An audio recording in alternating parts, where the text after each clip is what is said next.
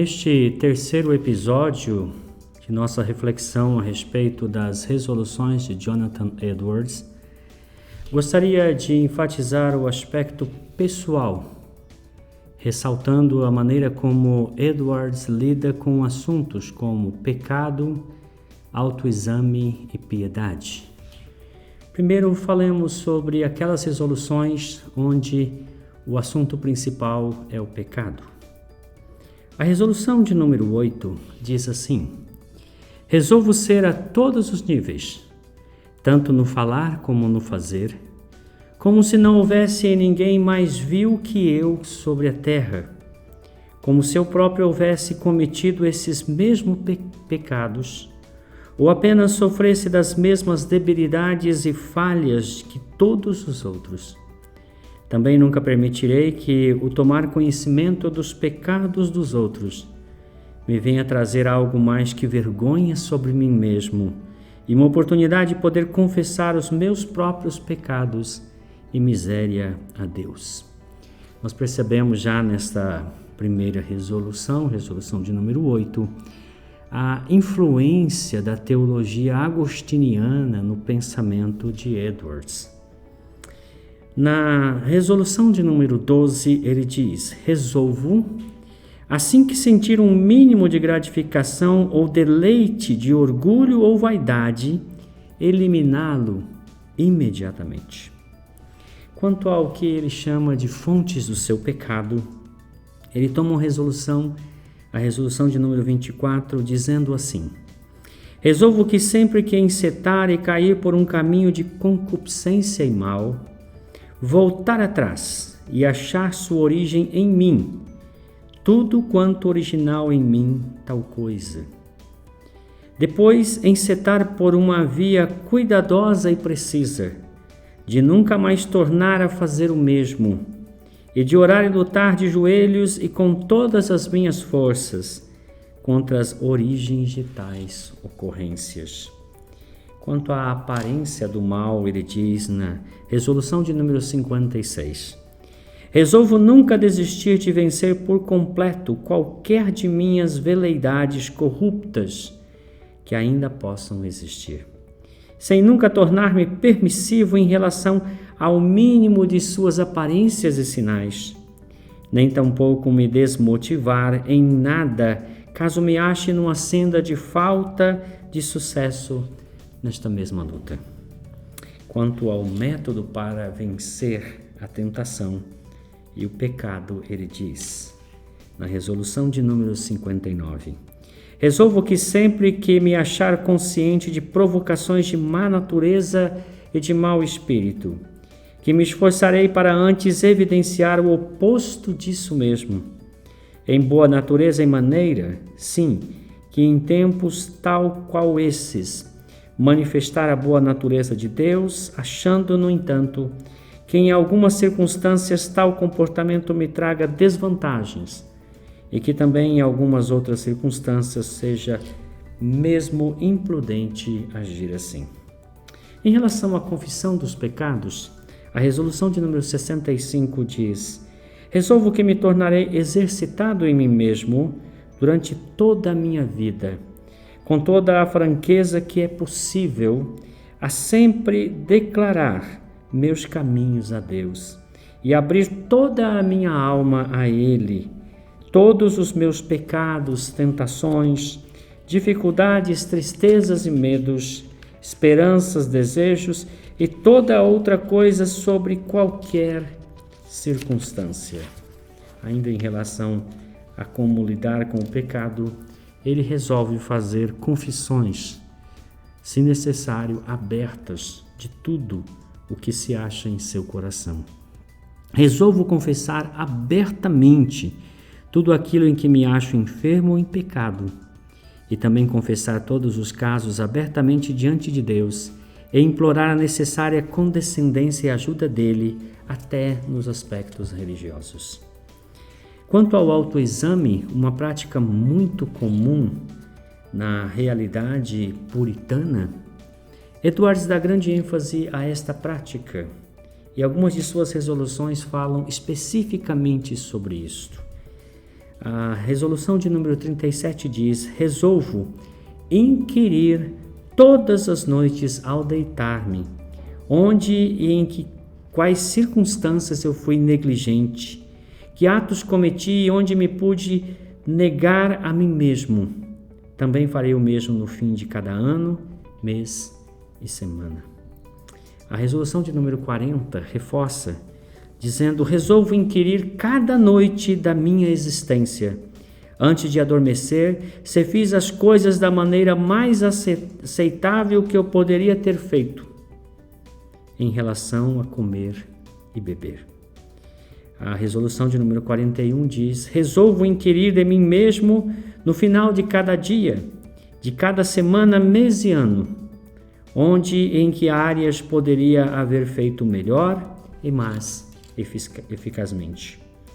A resolução de número 48 ele diz: resolvo-a constantemente e através da mais acutilante beleza de caráter, empreender num escrutínio e exame minucioso e muito severo, para constatar e olhar qual o estado real de toda a minha alma, verificando por mim mesmo se realmente mantenho um interesse genuíno e real por Cristo ou não, e que, quando eu morrer, não tenha nada de que me arrepender a respeito de negligências desse tipo. Ele, na resolução de número 25 e 26, ele fala que a reflexão dele deve ter como seu objeto o amor de Deus. Resolvo examinar sempre cuidadosamente e de forma constante e precisa qual a coisa em mim que causa a mínima dúvida sobre o verdadeiro amor de Deus, para direcionar todas as minhas fortalezas contra tal origem. E resolvo assim abater tais coisas à medida que as vejo, abatendo minha segurança. Sobre o estrito cumprimento do dever do autoexame, a resolução de número 35 diz assim: resolvo que sempre que me puser a questionar se cumpri todo o meu dever, de tal forma que minha serenidade e paz de espírito sejam ligeiramente perturbadas através de tal procedimento, colocá-lo diante de Deus e depois verificar como tal problema foi resolvido. Em seus sermões, Edwards enfatiza muito o autoexame e sempre na aplicação ele chama os seus ouvintes a fazerem um autoexame a respeito de como estão conduzindo a sua vida cristã. Num dos seus sermões chamado O Caminho da Santidade, ele diz que santidade é conformação à excelência moral de Deus, ao caráter terno, manso e humilde e resoluto de Jesus Cristo, e conformação às regras das Santas Escrituras. Quando ele aplica este sermão, ele diz que primeiramente precisamos aprender a confiar inteiramente na graça de Deus que está em Jesus Cristo. E em segundo lugar, devemos praticar constantemente o autoexame, sempre com o auxílio divino do Espírito Santo. Nas suas preleções, Caridade e seus frutos, em todas elas ele enfatiza a necessidade de se fazer um autoexame. Quando ele apresenta o amor divino em nosso coração como uma suma de todas as virtudes cristãs, ele pergunta aos seus ouvintes: temos nós este amor a todos que são filhos de Deus? É nesse Espírito que habita em Cristo, o Espírito que reina em nosso coração? Na terceira preleção ele diz: vocês pensam que as injúrias que vocês têm recebido de seus semelhantes são maiores do que as que vocês têm feito contra Deus? Uma pergunta muito pertinente. Na sexta preleção ele diz a respeito do fato que o amor não arde inveja, e ele pergunta: não tem havido uma grande medida de preocupações, insatisfações e sentimentos desconfortáveis e um desejo de ver aqueles que foram prósperos sendo puxados para baixo? Isso tudo não mostra que nós estamos grandemente afetados e influenciados por um espírito de inveja? Na sétima preleção, ele exorta seus ouvintes nas seguintes palavras: examinemo-nos a nós mesmos e vejamos se nós temos de fato um espírito humilde. Por isso, examine-se a si mesmo e veja qual é a natureza da sua humildade. Se ela é daquelas formas superficiais ou se ela é de fato forjada pelo Espírito Santo em seu coração.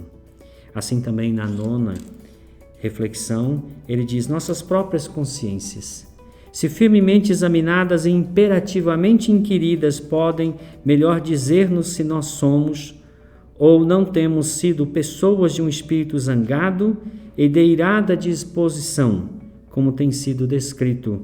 Se nós estamos frequentemente irados, ou tolerantes de má vontade, ou consentindo com a continuação da ira, não temos geralmente ficado irados?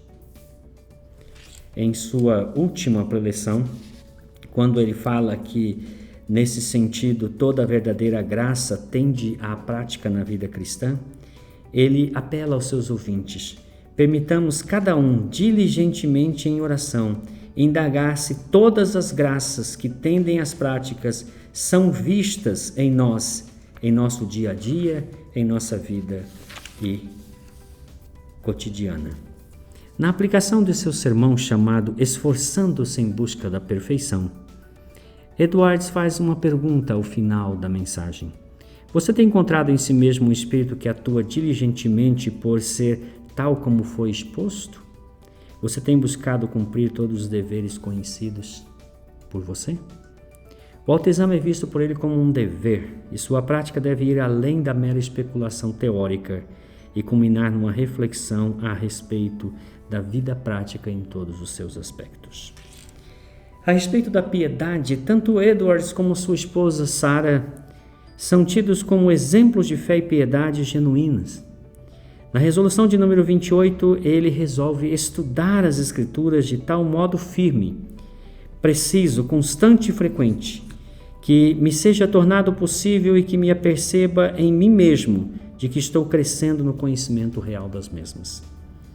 Ele estava preocupado com o seu progresso espiritual e a resolução de número 30 diz: resolvo extenuar-me e esforçar-me ao máximo de minha capacidade real para cada semana ser levado a um patamar mais real de meu exercício religioso, um patamar mais elevado de graça e aceitação em Deus do que tive na semana anterior.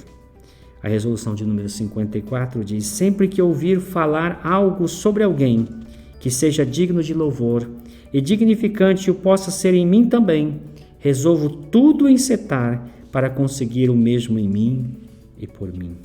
Ele almejava que seu caráter fosse transformado continuamente. Por isso a resolução de número 32 diz: resolvo que deverei ser estrita e firmemente fiel à minha confiança, como está em Provérbios 20, verso 6. O homem fiel, quem o achará? A 39ª resolução diz: resolvo nunca fazer algo que possa questionar sobre sua lealdade e conformidade à lei de Deus.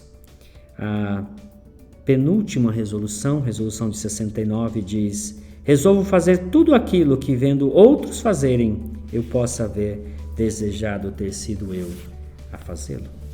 A resolução de número 45 diz: eu resolvo também que nenhum prazer ou deleite, dor, alegria ou tristeza, nenhuma afeição natural, nem nenhuma das suas circunstâncias correlacionadas me seja permitido a não ser aquilo que promova a piedade.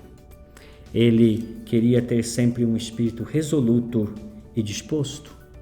A resolução de número 61 diz: resolvo que a falta de predisposição nunca me torne relaxado nas coisas de Deus e que nunca consiga retirar a minha atenção total de estar plenamente fixada e afixada só em Deus. Exista então aí a desculpa que existir para me tentar. Tudo o que fala de predisposição me instiga a fazer, abre-me o caminho do oposto para fazer.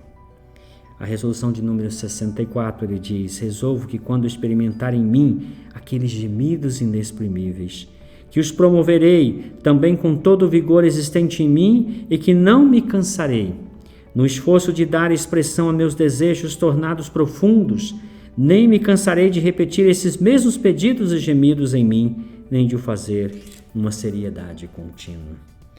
entre os mais de 2.000 sermões que Edwards produziu, a presença da temática da piedade é uma constante. Gerstner observa isso dizendo que em seus muitos sermões Edwards escreveu e ele estima que a santificação e a piedade tenha sido o seu tema central. Ele afirma em seu livro O Fim Principal: as Escrituras requerem da parte dos seres inteligentes que eles busquem a glória de Deus como seu fim principal. E aqueles que são apresentados pelas Escrituras como eminentes em santidade e piedade buscaram a glória de Deus como o fim principal de suas vidas, vivendo em santidade e piedade. Que Deus assim também nos abençoe, em nome de Jesus.